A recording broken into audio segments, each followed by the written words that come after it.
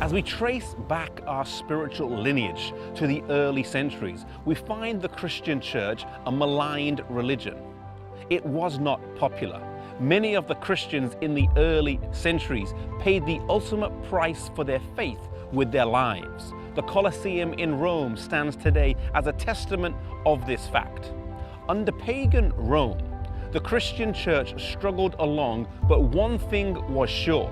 The intensity of the persecution kept the church free from nominal and lukewarm Christians. If you were a Christian, you had to be all in. There was no middle ground. But in the 4th century, an event would come along that would change all of that dramatically. The conversion of Konstantin changed the course of history for the whole of Christendom, and the roots of that come down here to York, England. In 306 AD, Konstantin was declared emperor here.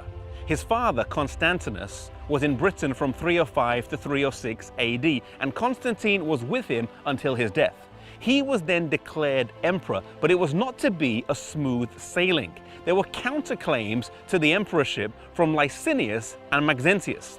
And it was before a battle with Maxentius that Konstantin felt he needed more help than just the soldiers he had, and so he sought the help of God. He believed he saw a cross in the sky and heard the words, "By this sign you shall conquer."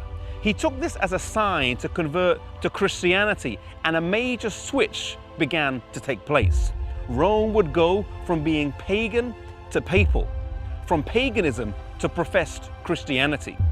Many historians debate the authenticity of Konstantin's conversion. Was it a deep-rooted biblical conviction, or was it a political ploy to keep a divided empire together? One thing is sure though, that after his conversion, practices crept into the church that previously had no place there. Temples that were pagan were changed to Christian. The Pantheon in Rome was changed into a Christian church, and the names of gods were changed to Christian saints. For example, Jupiter became Saint Peter, and the list goes on.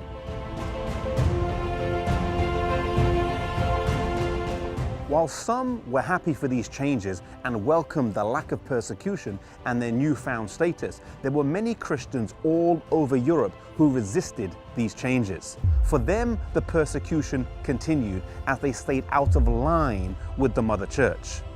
These were Christians who were maintaining the pure apostolic faith that was handed down to them over the years. There were scattered groups of people all over Europe, in northern Italy, in southern France, the Celtic Church here in Britain, and in various other places. The Bible refers to them as the church in the wilderness in Revelation chapter 12, verses 6 and 14.